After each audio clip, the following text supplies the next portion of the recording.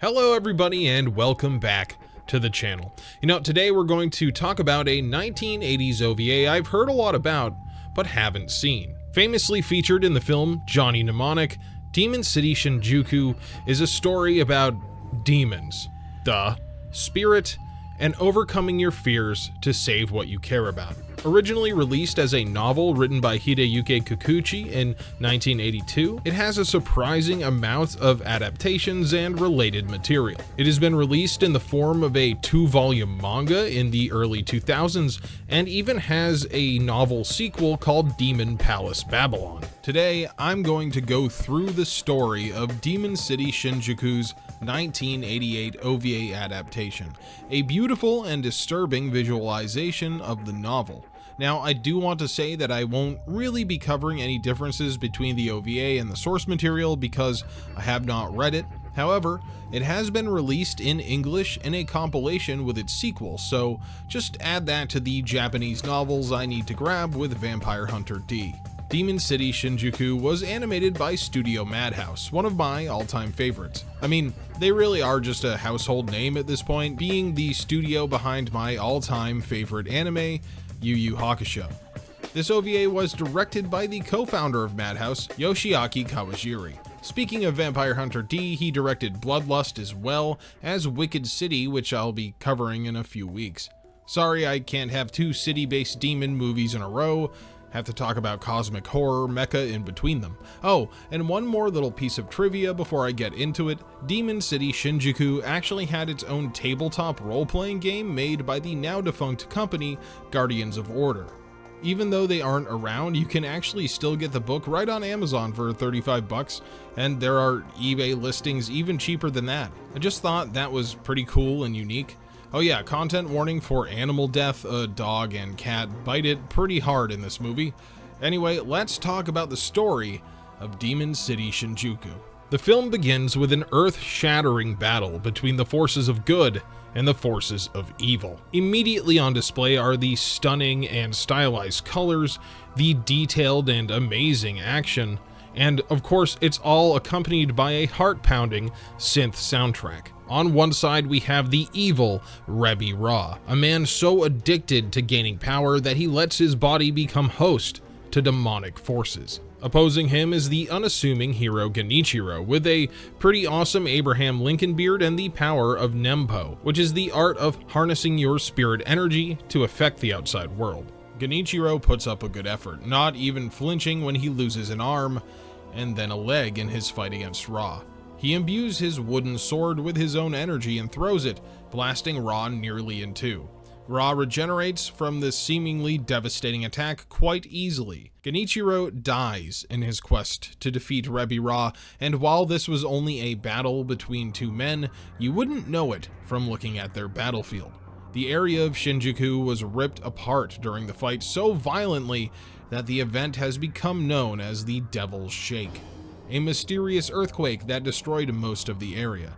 Ra retreats into the shadows, swearing to prepare the mortal realm for his Dark Lord. Now, 10 years later, Shinjuku is known by locals as Demon City, and rumors spread about strange happenings and demonic beings wandering the ruins. What an opening, huh?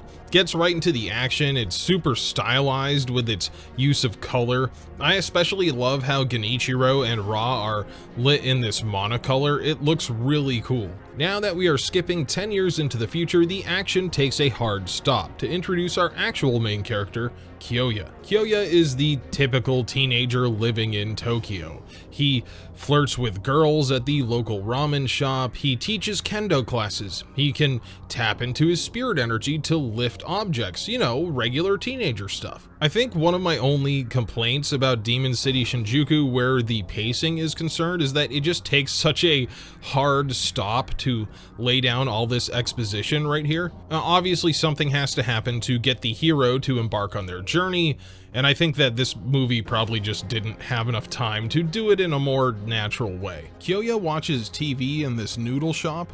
The news shows the current World Federation president is arriving in Japan.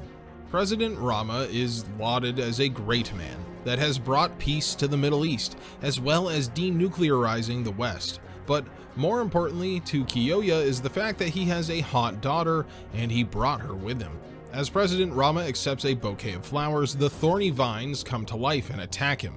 Demon City Shinjuku then quickly cuts to Kyoya teaching his kendo class with some establishing shots, and then him practicing Nempo. It is a little jarring that we just saw living flowers attack the most important person in the world on live TV, and we get pretty much no reaction from anyone but Kyoya. At first it made me think this was some weird vision he had instead of being real.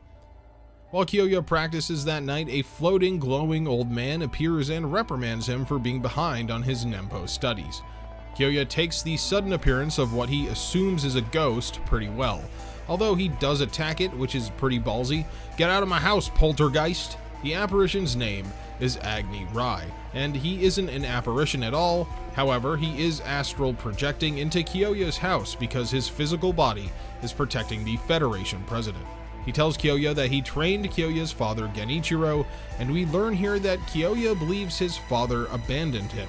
So he's taken aback to learn that Genichiro died 10 years ago in a battle to save the world, instead of just, going out for cigarettes and never coming back. Rai tells Kyoya that both Genichiro and Ra were his former students, and they both strove to surpass each other in the art of Nempo. Genichiro was a gifted student, usually one step ahead of Ra. In order to win over his adversary, Ra accepted demonic powers into his heart. For the last 10 years, Ra has been preparing to summon his Dark Lord into the mortal realm, and he will complete his plan in only 3 short days. Rai says that Kyoya might actually rival Genichiro in raw Nempo power, but his skill and confidence need to be refined.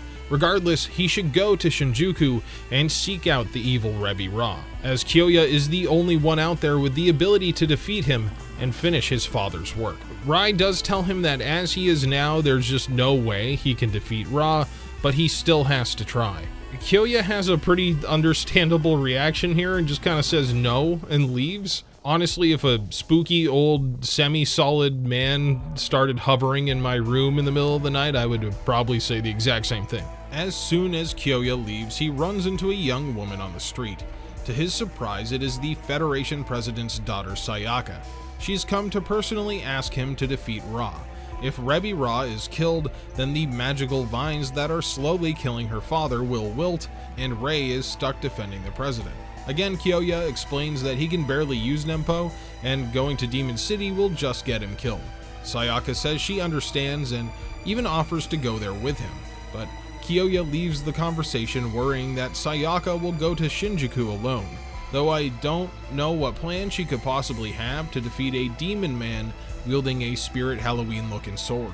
Kyoya's worries are proven correct when we see Sayaka approach Yotsuya Gate. I love the look of the outer reaches of destroyed Shinjuku. The huge bridge extending over the foggy expanse just looks so cool and otherworldly. Going through the gate to Demon City really feels like entering another world. It is unfortunately not a very welcoming neighborhood. I mean, one of the first things we see is a cat getting ripped apart, and then Sayaka being stalked through the shadows. I do find it interesting that despite the city looking apocalyptic, there are still people living there, and even shops and other amenities. Sayaka stops by a ramen stand and openly asks how to find Rebbe Ra, and a stylish man in a coat and scarf tells her he'll lead her to Ra. Surprisingly helpful. Of course, this guy's a liar and just wanted to get Sayaka alone to attack her. She has a cool ring that shoots lasers, but it isn't enough to stop the man. Also, while I was looking up some information about this movie, I saw that on Wikipedia, at least, this character is just listed as rapist. What a credit to have on your IMDb page, huh? I was just about ready to see the obligatory 1980s clothes tearing scene, but to this movie's credit, before anything too bad can happen to Sayaka, Kyoya arrives to save the day. He beats the absolute tar out of the thugs and demand that they tell him where to find Rebbe Ra. He tells them to go ask the old lady that runs the kabuki, and once the two leave, the man faces a fate worthy of his personality. He's eaten by a creature from the shadows. The old hag that runs the kabuki theater has some tight security, taking payment for information through a disc tray. It's such a neat little touch, further driving the divide between the outside world and the ruined Shinjuku. Kyoya and Sayaka give her cold, hard cash for a map and information about Rebi Ra, but instead of actually giving them anything, she escapes out the back and runs off. I do wonder how valuable paper money is in Demon City. I mean, we see that there are businesses like the Kabuki and noodle stands, but it's just funny to think that someone has to worry about their paycheck this week while also avoiding fucking giant crab demons and rape gangs. That actually might be the most realistic thing in this movie. The old hag doesn't get far, with Kyoya easily chasing her down.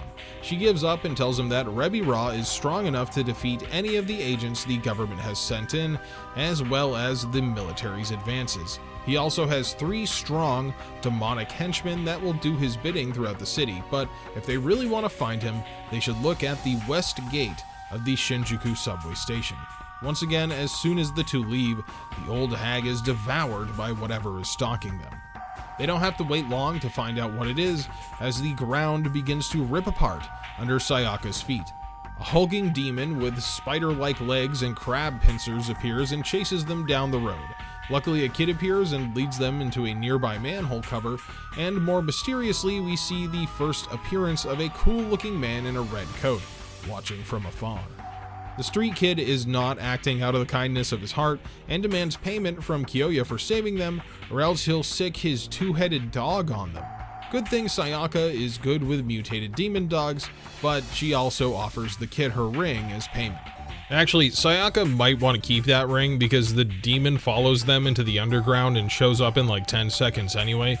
Seems like sort of a bad deal. I was also ready to go on an adventure with this weird 2-headed Doberman, but it gets tossed like a rag doll pretty easily. Before the demon actually shows up, both Kyoya and the dog are able to sense its approach, showing that Kyoya's skill with Nempo gives him an almost sixth sense to demonic presences. Despite the kid's insistence and warning that the demons are invincible and even able to stand up to the force of a missile strike, Kyoya takes a stand. While the group tries to escape on a surprisingly intact subway car, Kyoya clambers up onto the roof to face the demon.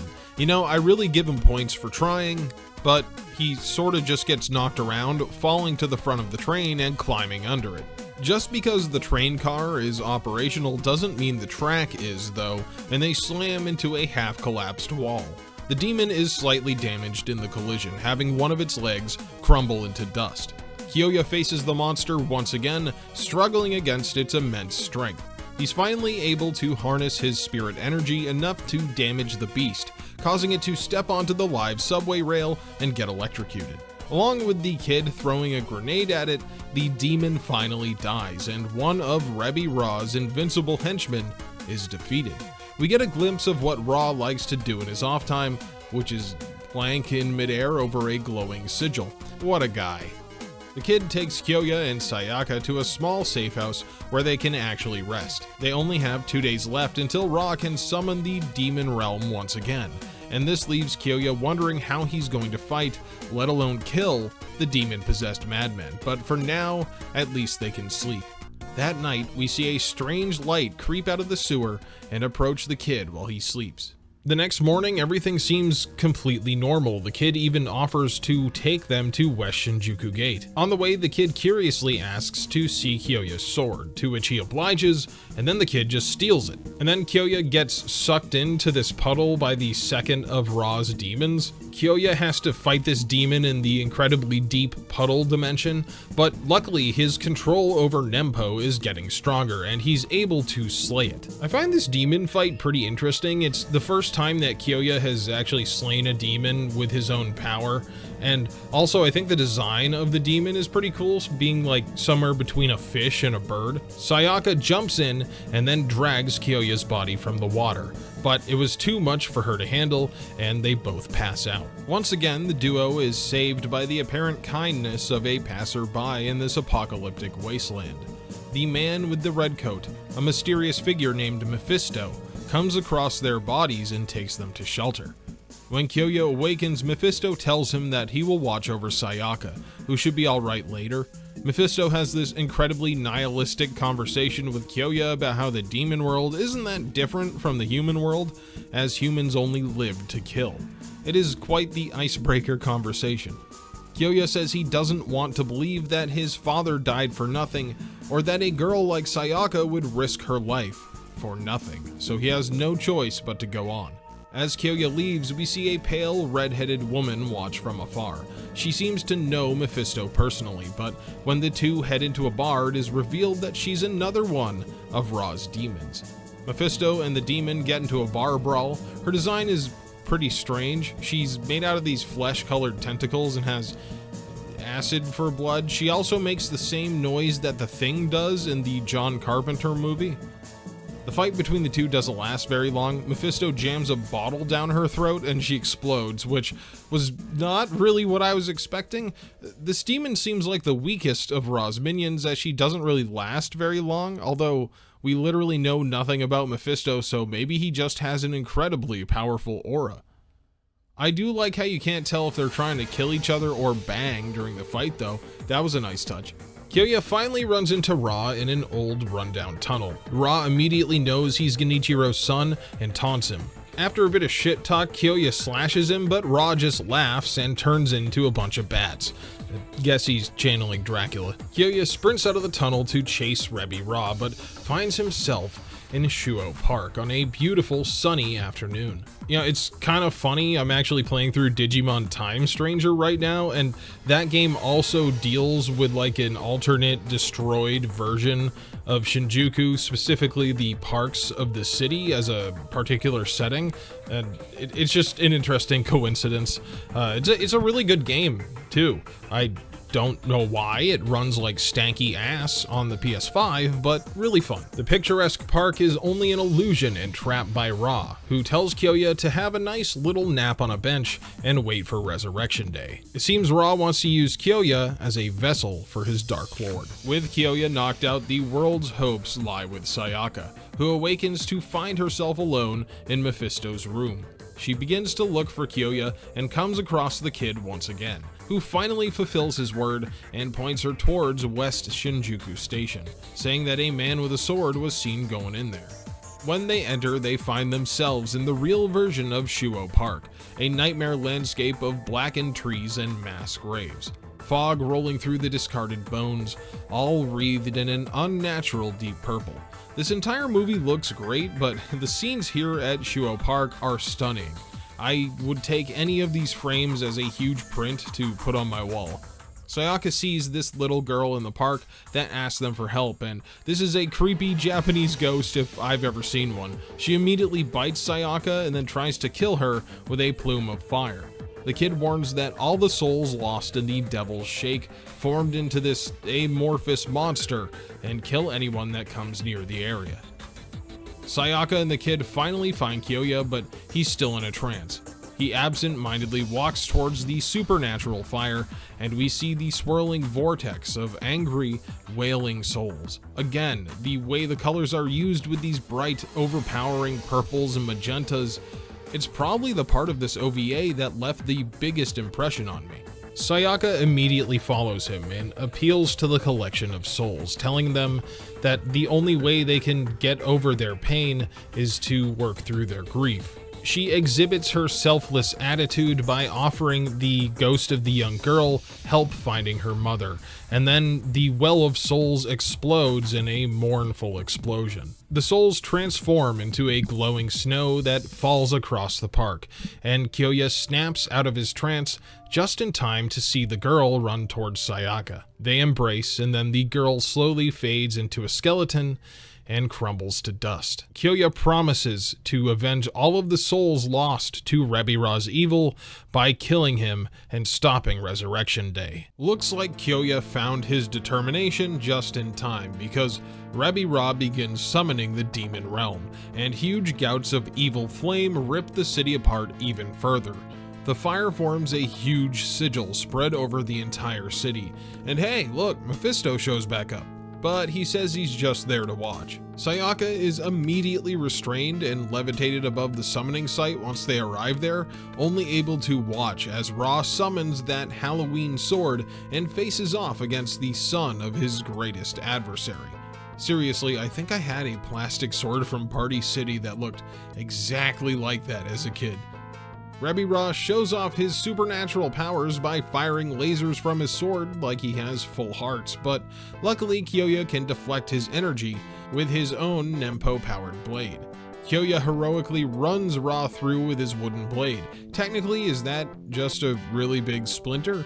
But the sword breaks in half and Ra just proclaims that Kyoya is at the limit of his Nempo ability before blasting him off the building. Surprisingly, he isn't dead, and as he climbs a pile of rubble outside, Kyoya finds his father's sword still piercing the concrete. He draws the blade Asura, and it is revealed that Genichiro transferred his spirit energy to the blade with his final attack, and now father and son can battle Rebira together. This time when Kyoya arrives at the resurrection site, he's accompanied by awesome theme music. Sayaka is being enveloped by evil spirits from the demon realm, but Kyoya is able to slice her bonds with his own spirit energy quite easily. He passes Kyoya off to Mephisto, who throws away his own rule of not wanting to get involved and protects her. Kyoya then turns his attention to Rebira, cutting him in half with a mighty blow almost immediately. I admit, I thought that there was going to be a bit longer of a final battle, but no, Kyoya just really goes for the kill. I do love how there's like 1 second where Ra's facial expression is like, nah, I got this, so fuck! Agni Ray proclaims that light has triumphed over darkness, and we see that the president has been released from his bonds and is recovering. And thus, Demon City Shinjuku ends, with light triumphing over darkness, with the good guy getting the girl, but with the feeling that the horrors of the city might never fade away. And that, everyone, was the story of Demon City Shinjuku. I won't even beat around the bush. I give this one a hearty recommendation. While it does have flaws like a few pacing issues early on and mysterious characters with pretty much no backstory, it's worth it just for the horrifying visuals and mesmerizing fight scenes. Now, I'm a little disappointed that the sequel has never gotten an anime adaptation, but I suppose that makes me want to read the original novels even more.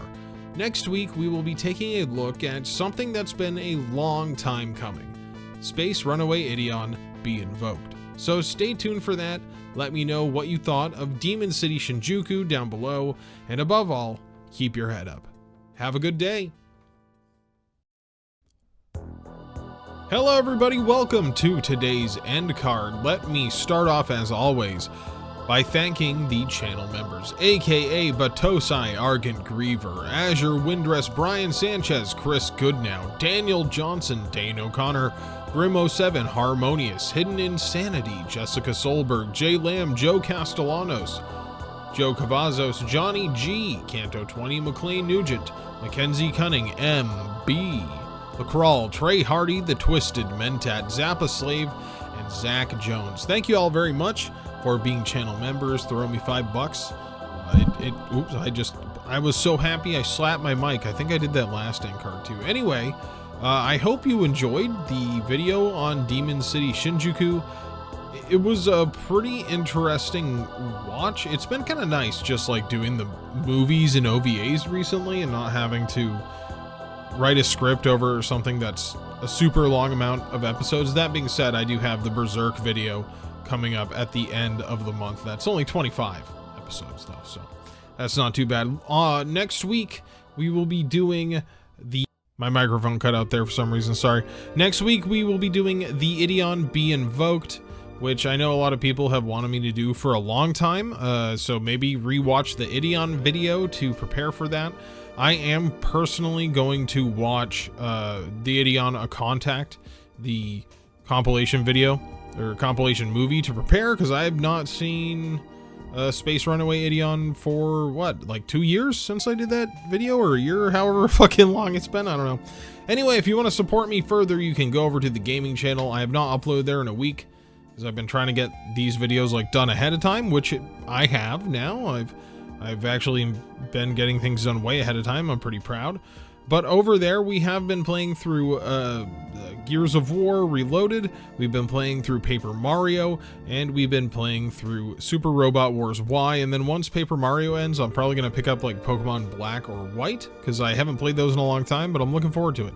Again, that is just a Let's Play channel, so if you like that sort of content, it is there for you. Anyway, I hope you guys enjoyed. I know the world is crazy right now, especially if you live in America. But I just hope that I can be here for you as a 30-minute to an hour-long escape from some bullshit you're probably dealing with every Friday this October. See you again soon.